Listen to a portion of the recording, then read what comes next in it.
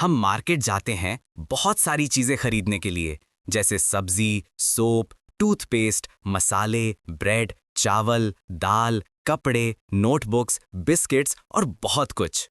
अगर हम सारी चीजों की लिस्ट बनाएं तो वो बहुत लंबी हो जाती है। हम अपनी रोज की जरूरतों के लिए डिफरेंट टाइप्स के मार्केट्स में जाते हैं। ये मार्केट्स हमारे घर के पास वाले शॉप्स और हॉकर्स भी हो सकते हैं, वीकली मार्केट्स भी, बड़े शॉपिंग कॉम्प्लेक्सेस भी और मॉल्स भी।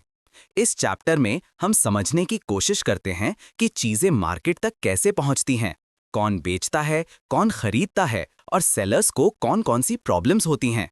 वीकली मार्केट को वीकली मार्केट इसलिए कहा जाता है क्योंकि ये हफ्ते में सिर्फ एक ही फिक्स दिन लगता है। इन मार्केट्स में परमानेंट शॉप्स नहीं होती। सेलर्स सुबह आते हैं, अपने स्टॉल्स लगाते हैं और शाम को सब बंद करके चले जाते हैं। अगले दिन वो किसी और जगह मार्केट लगाने चले जाते हैं। इंडिया में हजारों वीकली मार्केट्स चलते हैं और लोग यहाँ अपनी डेली चीजें खरीदने आते हैं। वीकली मार्केट्स में चीजें सस्ती होती हैं। इसका रीजन ये है कि परमानेंट शॉप्स को रेंट, बिजली, गवर्नमेंट फीस और वर्कर्स की सैलरी जैसे खर्चे उठाने पड़ते हैं। लेकिन वीकली मार्केट वाले सेलर्स अपना सामान घर पर रखते हैं और उनकी मदद घर के लोग ही कर देते हैं, इसलिए उन्हें ज्यादा काम वाले रखने की जरूरत नहीं होती। साथ ही वीकली मार्केट में एक ही सामान कई लोग बेचते हैं, जिससे कंपटीशन होता है। अगर एक सेलर महंगा दाम बताए तो बायर्स तुरंत दूसरे सेलर के पास चले जाते हैं या फिर बार्गेन करके प्राइस कम करवा लेते हैं। वीकली मार्केट्स का एक बड़ा फायदा ये है कि लगभग सब कुछ एक ही जगह मिल जाता है। सब्जी, ग्रोसरी, कपड़े, बर्तन और बहुत सारी चीजें। लोगों को यहाँ आना पसंद होता है क्योंकि वैरायटी मिलती है और अलग-अलग जगह जाने की जरूरत नहीं पड़ती। वीकली मार्केट्स के अलावा हम अपने नेबरहुड शॉप्स से भी चीजें खरीदते हैं। यही वो शॉप्स होती हैं जहां हम रोज-रोज जाते हैं। मिल्क वाली या डेयरी, ग्रोसरी की डिपार्टमेंटल स्टोर्स या स्टेशनरी, फूड आइटम्स और मेडिसिन वाले शॉप्स। कुछ शॉप्स परमानेंट होते हैं और कुछ छोटे रोड साइड स्टॉल्स होते हैं, जैसे सब्जी वाले, फ्रूट सेलर्स और मैकेनिक्स। नेबरहुड शॉप्स हमारे लिए बहुत यूजफुल होती हैं क्योंकि ये घर के पास होती हैं और हम कभी भी जा सकते हैं। अक्सर बायर्स और सेलर्स एक दूसरे को पहचानते हैं और ये शॉप्स उधार पर भी सामान दे देती हैं। मतलब आज चीज ले जाओ, पैसे बाद में दे दो, बिल्कुल सुजाता की स्टोरी की तरह। सुजाता और कविता ग्रोसरी खरीदने अपने यूजुअल नेबरहुड शॉप पर गई। उस दिन शॉप बहुत क्राउडेड था। शॉप ओनर के साथ दो हेल्पर्स काम कर रहे थे। जब लड़कियां अंदर आईं, सुजाता ने अपनी लिस्ट पढ़कर सुनाई। शॉपकीपर ने हेल्पर्स को बुलाया और बोला कि सारी चीजें तोलकर पैक कर दें। जब तक पैकिंग हो रही थी, कविता शेल्फ्स देखने लगी। एक साइड बहुत सारे डिटर्जेंट केक्स थे, दूसरी शेल्फ पर टूथपेस्ट, टैल्कम पाउडर, शैम्पू और हेयर ऑयल रेंज रेंज के कलर्स और अट्रैक्टिव पैकिंग में रखे थे। कुछ बोरियां फ्लोर पर रखी थीं। करीब 20 मिनट लगे सब पैक होने में। उसके बाद सुजाता ने अपनी छोटी नोटबुक शॉपकीपर को दिखाई। शॉपकीपर ने 3000 रुपए का अमाउंट सुजाता की नोटबुक में भी लिख दिया और अपनी रजिस्टर में भी। फिर सुजाता भरे हुए बैग्स लेकर घर चली गई। उसका परिवार अगले महीने के पहले हफ्ते में पैसे देगा। नेबरहुड मार्केट्स में अलग अलग तरह के सेलर्स मिलते हैं। कुछ के परमानेंट शॉप्स होते हैं और कुछ रोड साइड बैठकर या घूम घूम कर बेचते हैं। इन सब के साथ ही शहरों में बड़े शॉपिंग कॉम्प्लेक्सेस और मॉल्स भी होते हैं। कविता और सुजाता अंजल मॉल गईं, जो 5 फ्लोर्स का एक बड़ा शॉपिंग बिल्डिंग है। उन्हें ग्लास जैसी लिफ्ट में ऊपर नीचे जाना बहुत मजेदार लगा क्योंकि उन्हें बाहर का व्यू भी देख रहा था। उन्होंने मॉल में बहुत सारे शॉप्स देखे, आइसक्रीम, बर्गर्स, पिज्जा और दुनिया भर का फूड, साथ ही home appliances, footwear, leather items और बुक्स। तीसरे फ्लोर पर वो एक ब्रांडेड रेडीमेड क्लोथ्स की शॉप में गईं। सिक्योरिटी गार्ड ने उन्हें इस तरह देखा जैसे रोकना चाहता हो, पर कुछ बोला नहीं। लड़कियों ने कुछ ड्रेसेस देखे और प्राइस टैग्स चेक किए। कोई भी ड्रेस 3000 रुपए से कम नहीं थी, जो वीकली मार्केट के दाम से 5 गुना ज्यादा था। सुजाता ने धीरे से कविता से कहा कि वो उसे एक और शॉप ले जाएगी जहां अच्छी रेडीमेड ड्रेसेस सस्ते दाम पर मिल जाती हैं।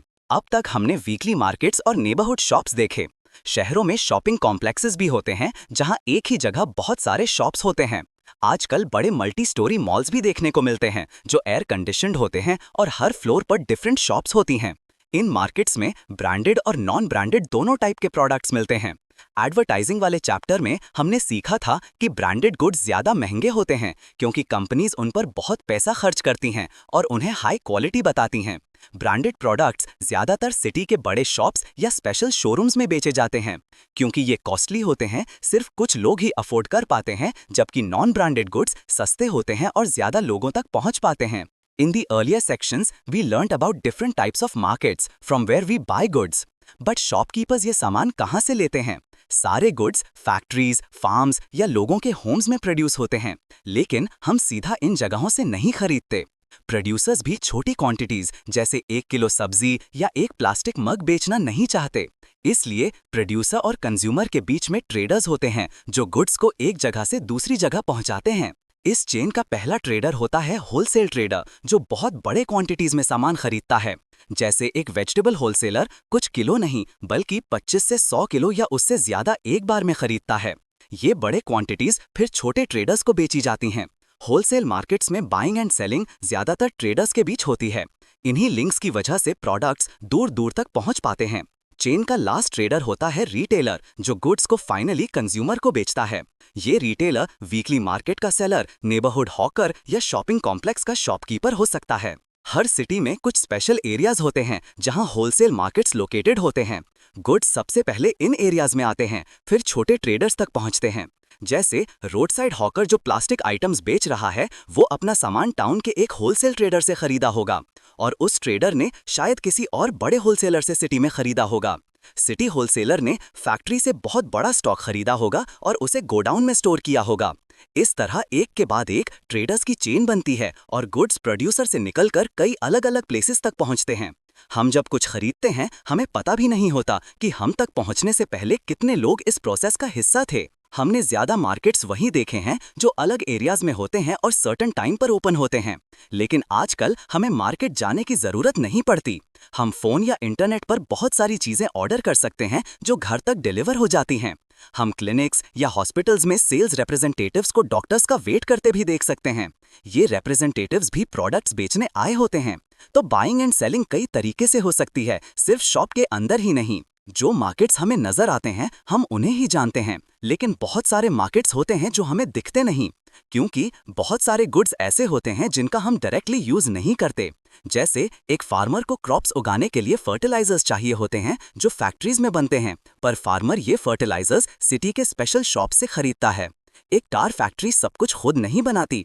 Engines, gears, petrol tanks, axles, wheels और बहुत सारे पार्ट्स वो दूसरी फैक्ट्रीज से खरीदती है। हम शोमो में सिर्फ फाइनल प्रोडक्ट कार देखते हैं, पर उसके पीछे एक बहुत बड़ी बाइंग सेलिंग चेन होती है। इस चैप्टर में हमने वीकली मार्केट के शॉपकीपर्स और शॉपिंग कॉम्प्लेक्स के शॉपकीपर्स को भी देखा। ये दोनों एकदम अलग होते हैं। वीकली मार्केट ट्रेडर एक स्मॉल सेलर होता है जिसके पास लिमिटेड पैसे होते हैं और वो बहुत कम कमाता है।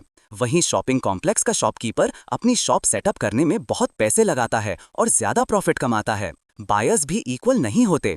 कुछ लोग सबसे सस्ती चीज भी अफोर्ड नहीं कर पाते, जबकि कुछ लोग बड़े मॉल्स में आराम से शॉपिंग करते हैं। तो कोई पर्सन किसी पर्टिकुलर मार्केट में बाय या सेल कर पाएगा या नहीं, ये बहुत हद तक उसके पास कितने पैसे हैं इस पर डिपेंड करता है। हमने मार्केट्स की उस चेन को भी समझा जो गुड्स को प्लेस ऑफ प्रोडक्शन से कस्टमर्स तक पहुंचाती है।